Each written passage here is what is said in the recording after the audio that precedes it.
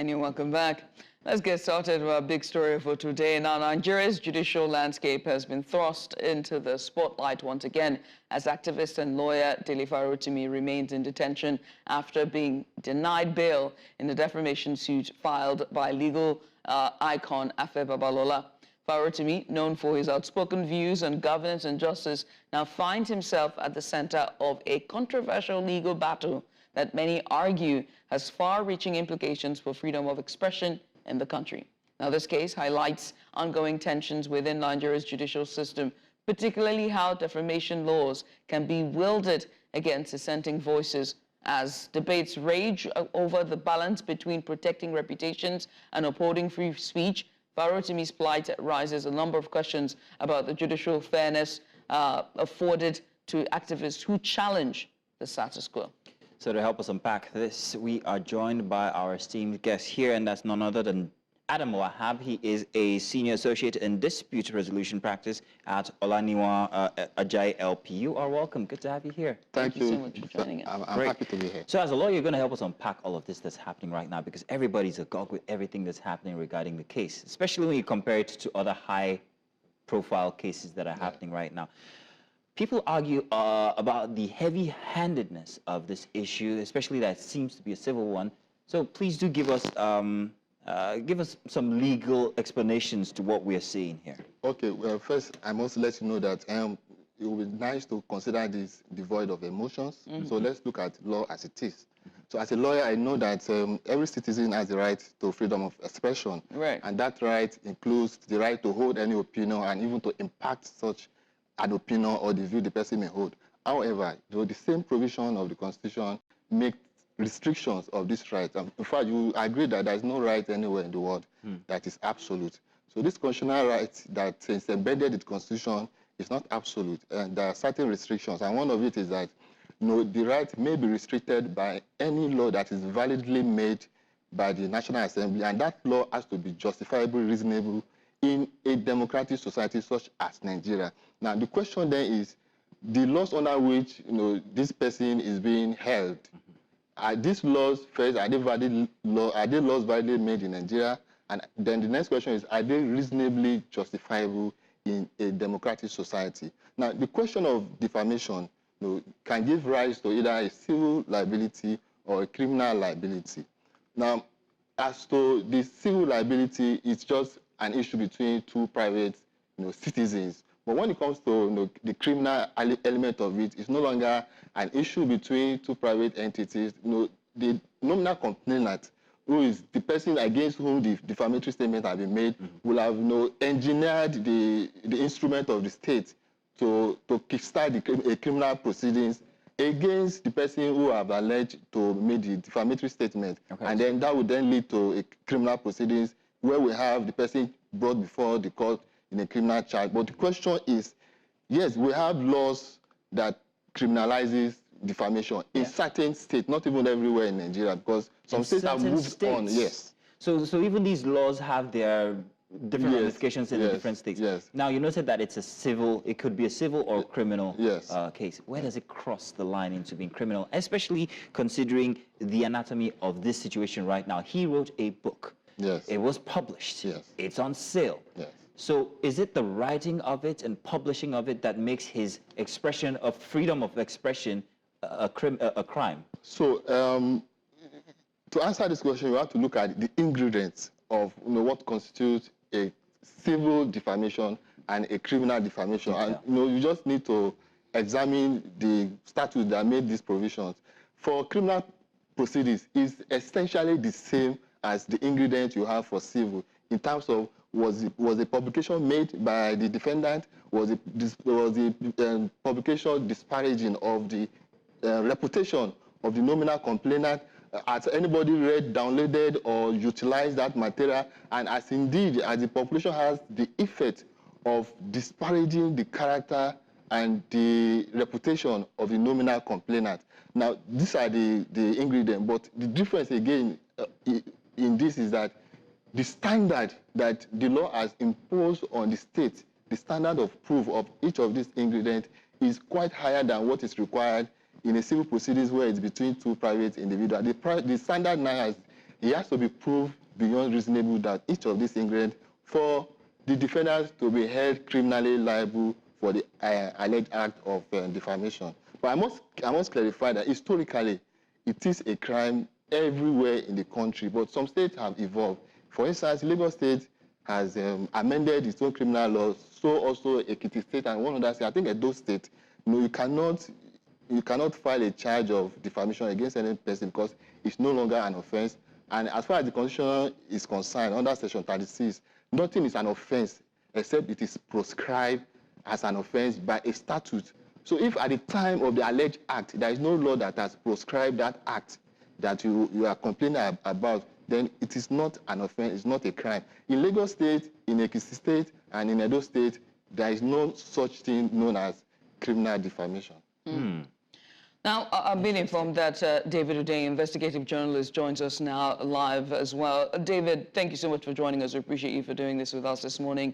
I mean, you've heard from our guest here in the studio, Adam Wahab, and he's talked about really the law regarding defamation and, libel and the rest. But I would like to come to you, in terms of your work and experience covering activist cases and just really looking at the judicial system from your own point of view as an investigative journalist.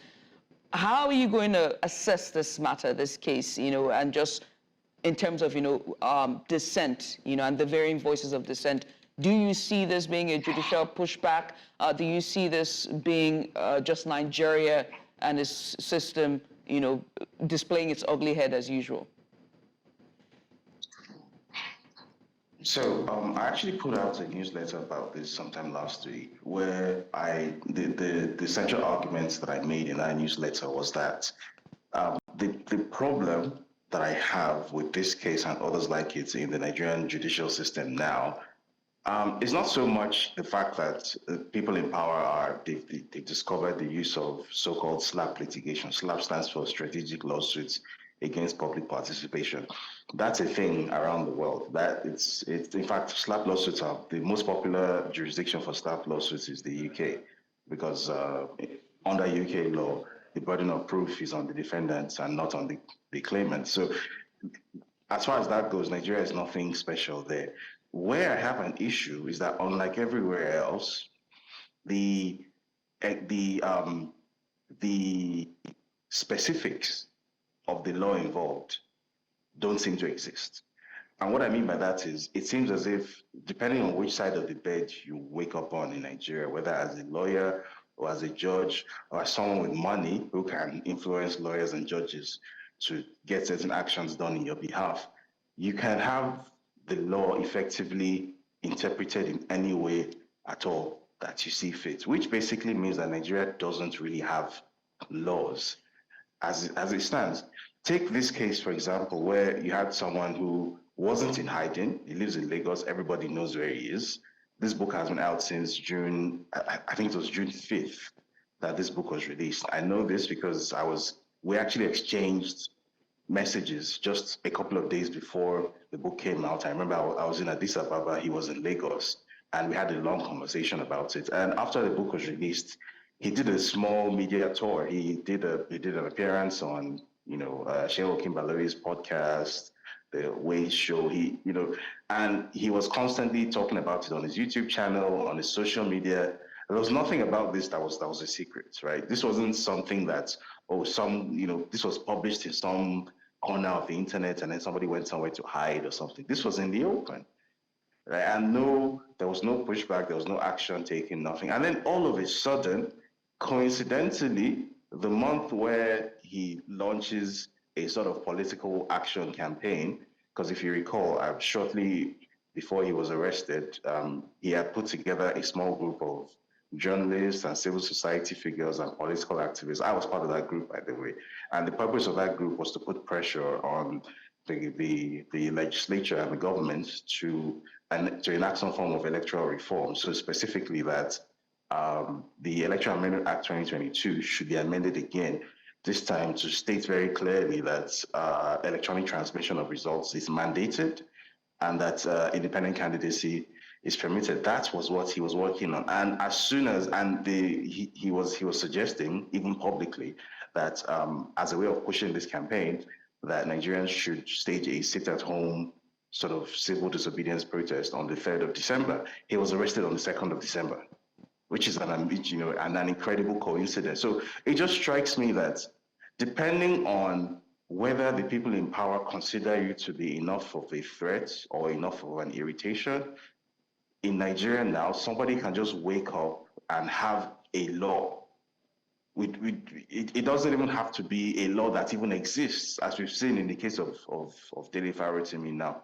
There is no law in Ekiti under which somebody can be effectively extradited across state lines to come stand trial, criminal trial for defamation. No such law exists in Ekiti State.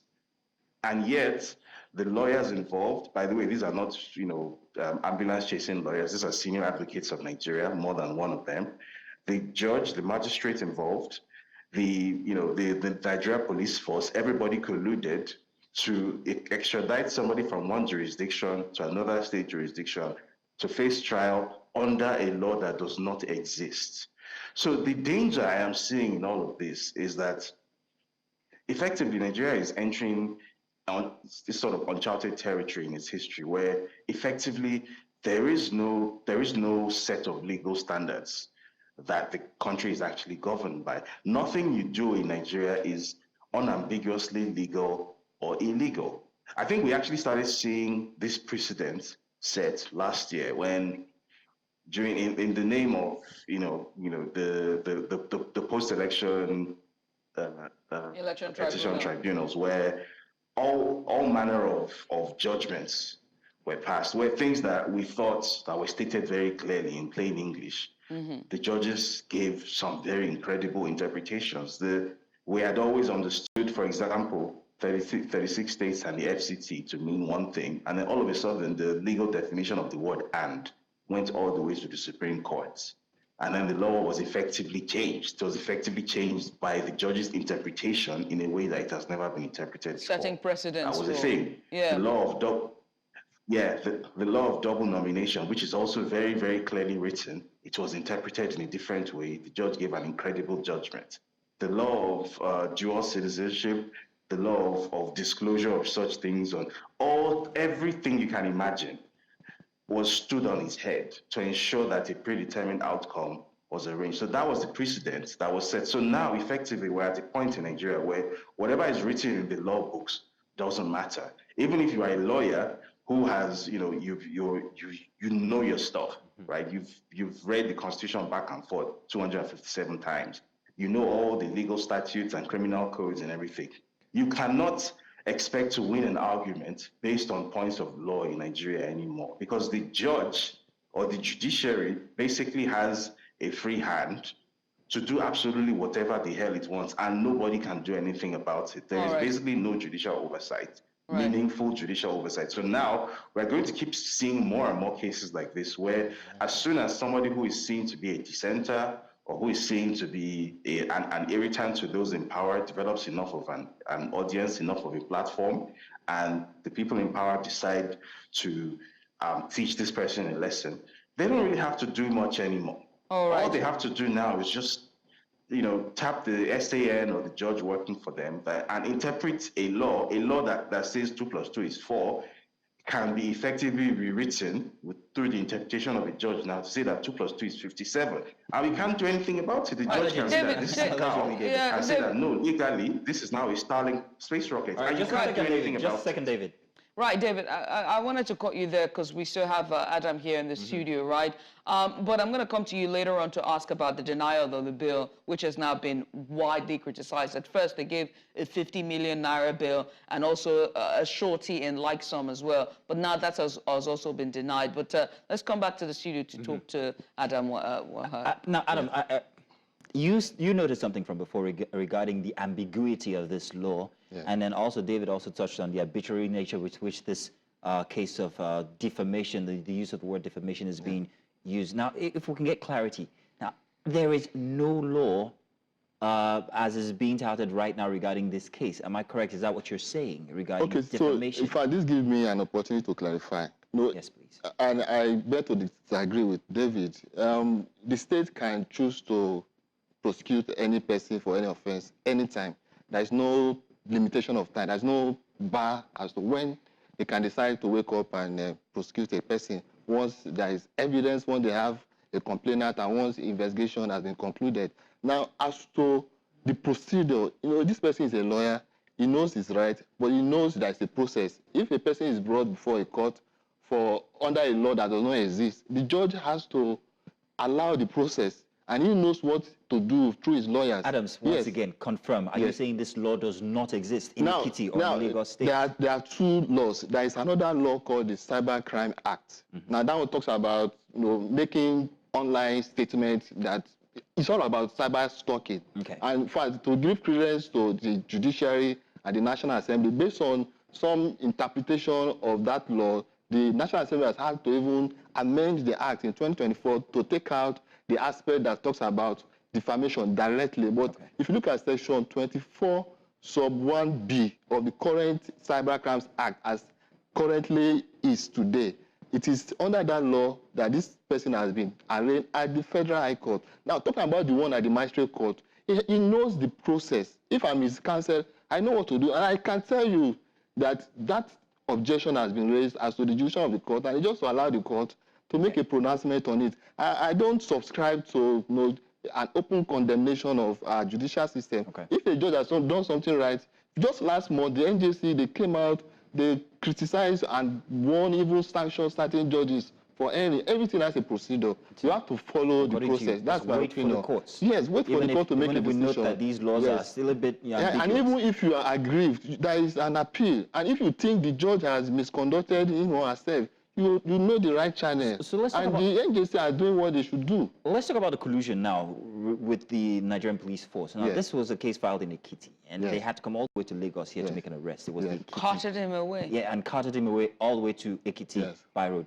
Now, is this legal? Yes, all I can say is that the course of action arose where every single download is made. If you download this book in Oyo State, if you download and read it in Ekiti State, if you access it in Abuja, all of those courts can have jurisdiction if there is a law that prescribes it. For instance, if there is a defamation law, or if that same act constitutes an offense under the Cybercrimes Act that I have just mentioned. Now, the process of bringing somebody from one jurisdiction to another one is a police process.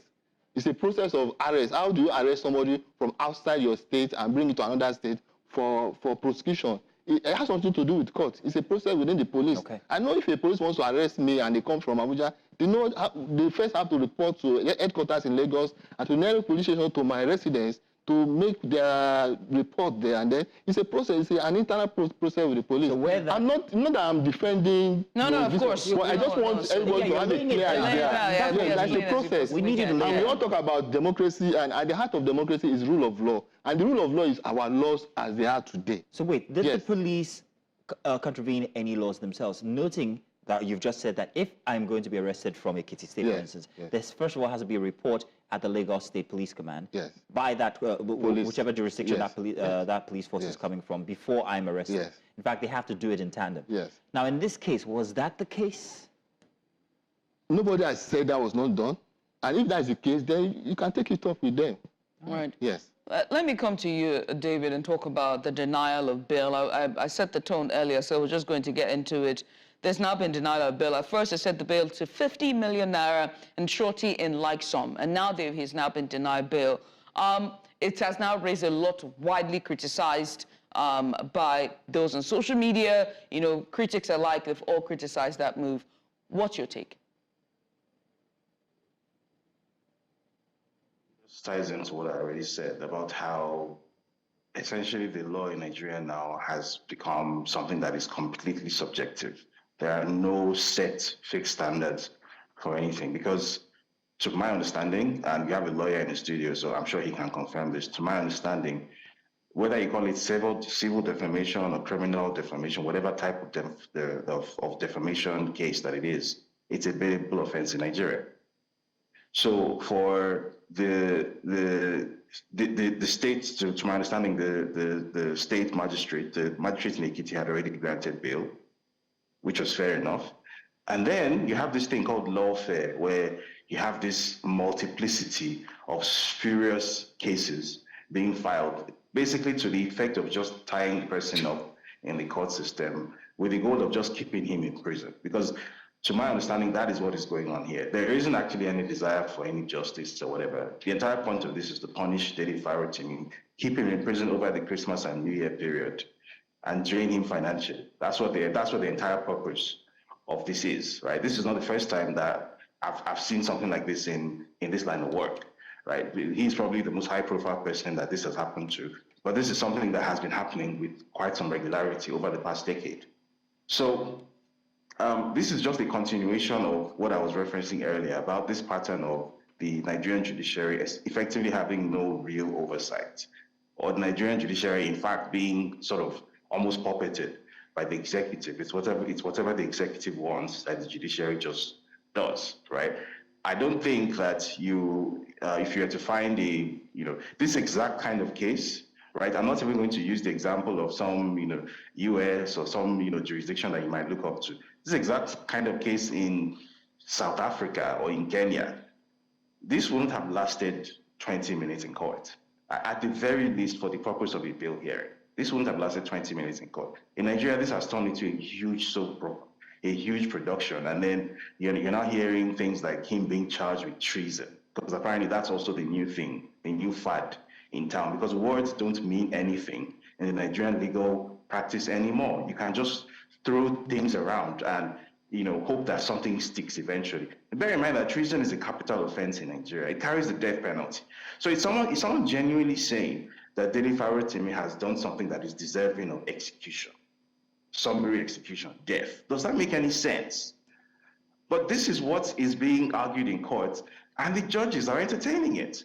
So at this point, you can't even blame the lawyers or the people who are behind the lawyers for whatever shenanigans and games are involved. The Nigerian judiciary has a basic problem with respect for its own profession and basically, professional ethics and standards. That's the way I see it. Because right. David, now we're effectively in a situation where...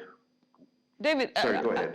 As you were talking about, ethics and standards, it just brought to fore about what's currently going on with the FCT minister, Wike, building quarters for members of the judiciary in Abuja, and what that says. Now, I know that the president for the NBA, Osigwe, if I'm correct, Afam Osigwe, has completely criticized that move by the FCT, saying that the government officials should not be doing that. That should not be their judiciary. That should not be their jurisdiction.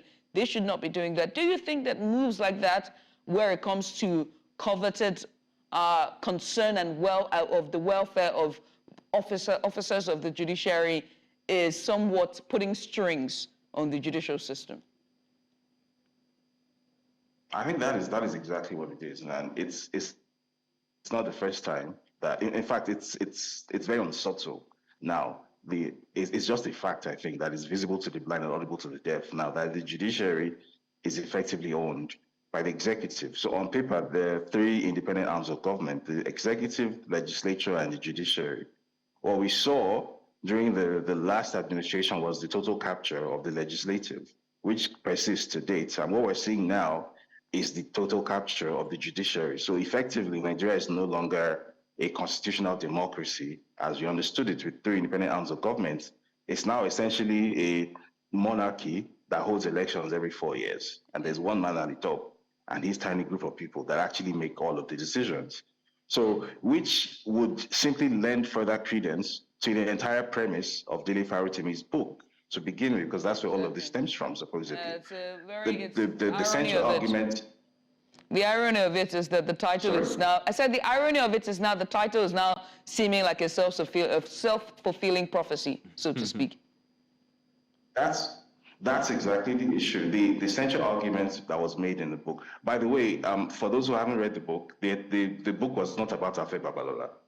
Right? The book was about a wider issue within the Nigerian judiciary. Yes, names were mentioned. Yes, specific situations were referenced, but it was not a book about Afe Babalola and what happened in 2012 or 2013. It was much bigger than that. The central premise of the book was that the Nigerian legal system has a foundational problem. The Nigerian legal system has been thoroughly compromised So the title of the book was actually sort of clever play on words, because what he meant by criminal justice system, he wasn't referring to the criminal justice system as it exists. He was using the word criminal to describe the justice system. So Nigeria and its criminal justice system. So he was describing the Nigerian justice system as a criminal. That's what the book was trying to put across, and I think it's very instructive. It's very instructive that everything that he tried to explain, in so many words in the book, is exactly what is playing out now. I'm sure in his prison cell, he probably will be having a chuckle or two, knowing the kind of person that he is, because everything that he tried to put out in his book, which by the way wasn't even selling that well. Most Nigerians weren't even aware of this book until a few days ago, but now everyone is getting a front row seat to a live action demonstration of everything. Just a second, David. First of all, thank you very much for bringing our notes to that clever use of double entendre there. I didn't even realize it myself. I'm only just realizing it now, and I've seen the book from before. Well, thank you very much for bringing that to know. But I want to come back to the studio here with Adams Wahab. Now, Adams, let's talk about something other people, everybody's been arguing about regarding the swiftness with which this case is being carried through. The arrest, court, boom, boom, boom. Then also the fact that he's been denied bail after it was offered from before. What do you make of this swiftness, the denial of bail? Well, it's about, I think, the nominal complainant, but again, I won't dwell so much on that. It even allows the defendant, to have an early day in court, and as opposed to having a child hanging over his neck for a long time. When the process is swift, it means you are afforded the opportunity to defend yourself as quickly as possible. So it's a good thing. So it's a good thing as far as I'm concerned. But then the denial of bail. Yes. Let me add an addendum to that. Let's note that there's also another high-profile case that's currently going on in Nigeria, and that is Yahaya Bello, who saunters into court wearing his white on white. The white lion is here. Finally, we find him after a couple of months. Now, he's been afforded this luxury when it comes to the processes going on in court. This is what people argue, not my words. However, when you put the two cases side by side, him not in handcuffs and Dele Farotimi led into court under heavy security and handcuffs, there's a certain level of disparity, especially when compared to the crime, in quote. Now, he's also been given bail, and I'm talking about Yahaya Bello, who's been in court for alleged 150 million naira fraud, and Farotimi is just a case of defamation. So, and he's been denied bail. So what gives the disparity? 800 billion naira. What, 800 billion naira fraud. Yeah. So see, I note that the first time Yahaya Bello's case came up in court, the bail was not taken. It was declared premature, and they had to refile. So it's the same process, and each case is determined based on the peculiar facts. The facts of the case are different. I'm not privy to the grounds upon which the defendant, for instance, sought for bail. And the court has to exercise its own discretion. And discretion is exercised based on the peculiar facts and circumstances of this case. And there are no two cases that are exactly the same. Could you do us a favor and explain exactly what the court meant by it being premature? Premature. Yeah, okay. So before it was formally arraigned, the bail application was filed. No. They were working ahead of time. Yes. So you wait for arraignment and then make your application for bail. They were moving faster than their shadow. Yeah, so it also depends on his own strategy for defending himself. I know you can have different lawyers, different strategies. And what about the procedure is essentially the same, and you can expect that the judiciary at the end of the day will do a fair job. Now, let's give that opportunity, that fairness to the judiciary. Whoever the judge is under a constitution, and he knows that court is not the final court. The party still has the right to go on appeal, even on the issue of bail. If I'm denied bail, I know what to do. That's not the end of the story. So regarding the case of their appearance at court, and the format it took, the heavy presence of security with Farotimi and the not so much when it comes to Yahaya Bello. Yahaya Bello did not come to court with handcuffs on. It's a question of the law. The law is that if the police have reasons to believe that this defendant is likely to struggle with them or to attempt to escape. I'm telling you the law. I'm just telling you what the law is. Of course. I'll let Judith, please go. But that's what the law says. You know where I was going. If the police believe or has reasonable basis to suspect that this person may want to escape or struggle or may not cooperate, that's the law. Now, Judith, what has made the police to make that decision, I'm not privy to it. Right. Yeah. Yeah. So it's very interesting, right, that the person who has been in hiding for months, I beg your pardon, that have disappeared into thin air and somewhat appeared out of nowhere. And has the potential to disappear. And that was the potentiality of that, of this person disappearing is not put in handcuffs, so it does not disappear and appear, right? But then you decide to handcuff someone else who did a press release or a press conference before his arrest, saying that there's a case that's already been filed against him in Ekiti. It's been trumped up. He doesn't know what's going on. And he's not running? He's not running. He made that very clear. On that, and that's a gentleman in every sense of the word. My response is simple. On that, even high, requires an explanation for the police. The police owes each and every one of us an explanation as to why these two cases are treated the way they have done based on the antecedent. So they have to explain to us why this man was treated this way and this man was not treated this way. But the law is what I stated it to be, what it is. Let's bring Hundeyin into this discussion. David, you're watching us from there. You're seeing how this is unfolding. What's your take on just the disparity of treatment, the format of it from Yahaya Bello and Dele Farotimi? It simply shows who the Nigerian ruling establishment considers to be a threat and who is part of that ruling establishment. Because even before any case with Yahaya Bello has commenced, I think based on precedent, we already know how that case is likely to end. So, people like me aren't even, wasting our energy paying much attention to that, because we've seen this before with Hadi Sirika, after all the rigmarole and song and dance, it was then very quietly revealed that he had to go treat his sick mom in the US, and now he's out of the country, and that case is gone. We know that. So, it's not going to be any different with Yahaya Bello. But obviously with Dele Farotimi, whom the establishment considers to actually be a political threat, a threat to its power because of his work awakening the consciousness of people, which will eventually lead to political action, political revolution, which the ruling establishment does not want to hear, then obviously they're going to treat him like he's a petty criminal that has been caught stealing a goat in a market. This is what they do. Part of the tactic is not just trying to tie him up in prison and exhaust him financially and emotionally. It's also to humiliate him. This is the tactic that was learned actually from the colonial governments, right? So as I'm sure you're aware, when the colonial governments left, the sort of psychological and legal tricks that they used to deal with people who were trying to fight for African independence, those same tricks, they simply handed them over to the new set of people who became the independence era leadership in Nigeria and across Africa. And, those tricks are what we are still witnessing to date. So, putting Dele Farotimi in handcuffs, for example, logically speaking, there's no reason for you to do that. It's a defamation case. What is he going to do? Is he going to, drag an officer's gun and make a bolt for it? 50-something-year-old man with a public profile that he has? Of course not. But they know why they're doing that. The entire point of that is make sure you parade him in front of all the TV cameras, make sure that those images are circulated on every media platform in the country so that his children and his family will see it and they will be traumatized. And that in itself can start to, cause him to break psychologically. It's a complex, it's psychological torture. That's what all of this is about. It's psychological torture, but also activists have often argued that cases like this are also designed to intimidate and, suppress and silence dissent. Do you believe that Dele Farotimi's case fits this narrative as well?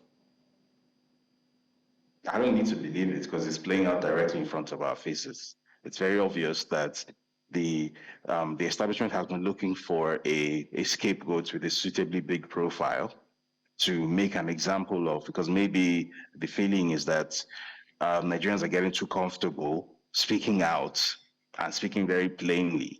People like me, we have been in trouble forever for doing that. And if they were ever able to get hold of people like me, then what they're doing to Dele Farotimi will be a walk in the park. I know that. So maybe now that they've found something, however tenuous it is, to use to get hold of him, the point of this now is to show that nobody's above this kind of treatment. So even if you have Dele Farotimi's kind of profile, Dele Farotimi is not a poor man. right? And he's a very distinguished professional in the legal space, in the civil society space, in every space that he has been involved in. He's a highly distinguished person with an international profile. This is someone who travels around the world. He's known to foreign governments. This is not just some random, Twitter activist kind of person. This is a far more consequential person than most people.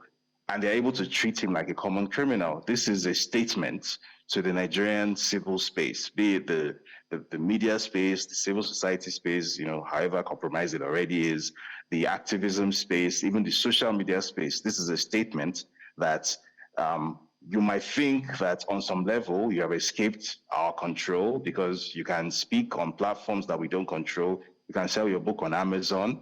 So we can't stop a bookshop from selling it. You can post your thoughts on Twitter, and we can't stop people from reading it. The most you can do is ban it and then use a VPN and still read it anyway. So you might think you have transcended the level of control that we once had, but even at that level, we can still get to you. So which, for example, is why I would imagine that this, however unenforceable it is, they also managed to obtain an injunction telling Amazon to stop selling the book. We all know that's not going to be enforced, but the point of it, the point of putting that out there is to let everyone in the Nigerian space know that as long as whatever you're doing concerns the Nigerian space, you are not beyond the arms of the Nigerian government. So if whatever you are saying is not with the program, if you don't approve of it, we are coming for you. We're going to get you. Like we've got Dele Farotimi now, and he's rotting in a jail in Ekiti State. So don't think you're above this. If it can happen to him, it can happen to you too.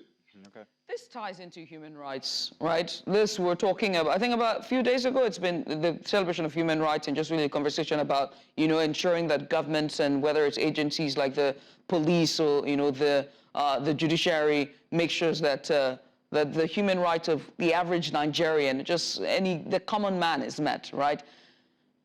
On your take, I'm going to start with you, Adam, and then I'll come to you, David. Have the police and the judiciary met Dele Farotimi's rights as a human being? Have they, in somewhat, done justice by him? Okay, thank you once again. As far as the state of the law is concerned, there is a Cyber Crimes Act, amended 2024, that prescribe, online statements that tends to bully or intimidate or even threaten to damage the reputation of a person. So that law is a law validly made by the National Assembly. So I think the important thing is for every citizen to be aware of the limits of the rights provided by the Constitution. But the question is, should those laws still be there in the 21st century Nigerian democratic society? And that's the question. As far as the civil ones are, civil liability on defamation is concerned, that's fine because it's between two equal parties. But as far as the criminal element of it is concerned, I think at this age, in this country, we should do away with all laws that tend to criminalize freedom of speech. So like she said, do you think his rights has been infringed? infringed? The law as at today, his right has not been infringed. If there is a reasonable suspicion of commission of a crime, they have set up the mechanism to prosecute that commission of that offense according to the law.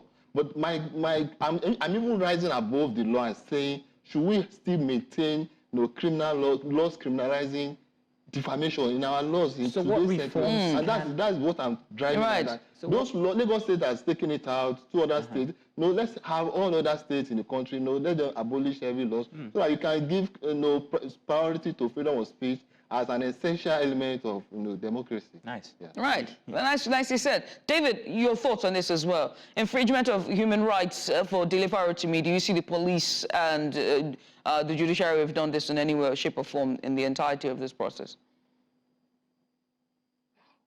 I think you know what my answer is going to be, and I think it's also very unsurprising that both guests will have two very different answers, because I am me, speaking from this perspective, and he is a senior partner at a law firm whose office is in Banana Island. So, we know who is part of the establishment David, and who is not. You cannot so from my perspective, from my perspective, I think it's clear what has happened here. I think there was a CCTV video that went around showing the moment when these police officers dressed like G.I. Joe, armed to the teeth, broke into his law offices and basically abducted him, because that was an abduction, not an arrest. Rendered him across state lines, right, all the way to Ekiti State, under a law that potentially doesn't exist in Ekiti, or it may or may not exist, depending on which side of the bed the judge decided to wake up on.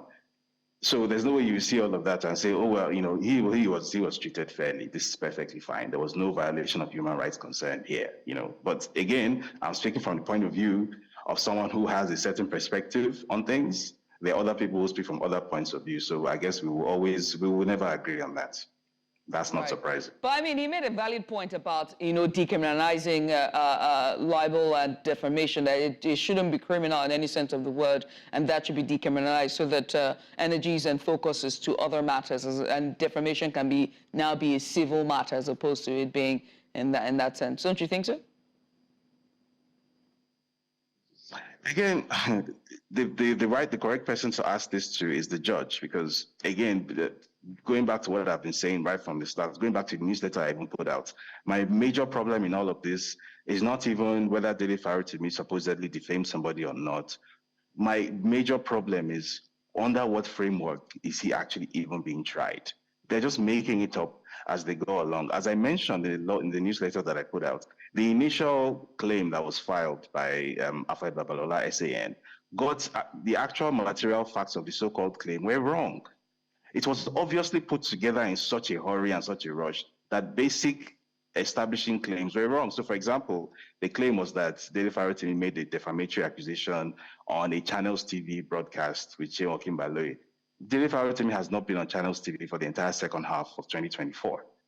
It was actually a Sheon Okinbaloye private podcast, a Mic On podcast. So, for an SAN who is supposedly filing a defamation claim to not be able to verify such an obvious discrepancy shows that there's something else going on here. It wasn't really about whether somebody felt he has been defamed or not, and then put together a professional lawsuit to take this issue to court.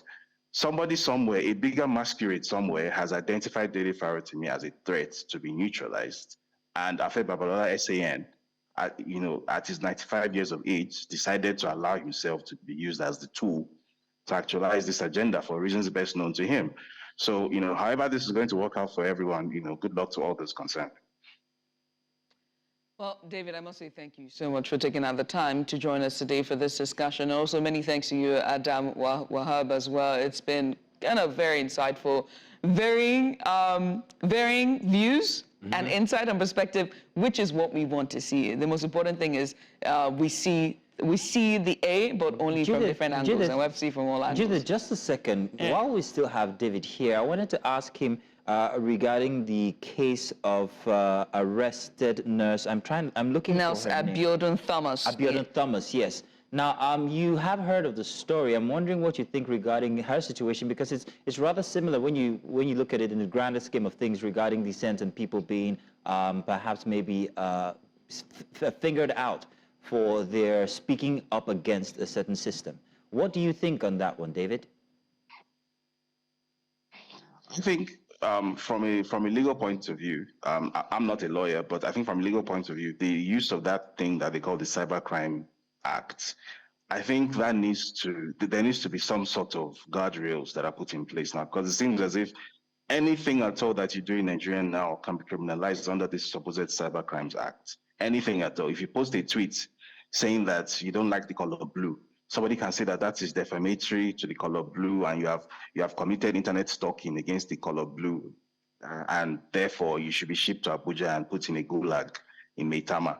It seems as if that act, that bill is so vaguely worded, it's so ambiguously worded that it can be interpreted in any way that the authorities see fit. And the authorities in question here are not the judiciary, it's the police.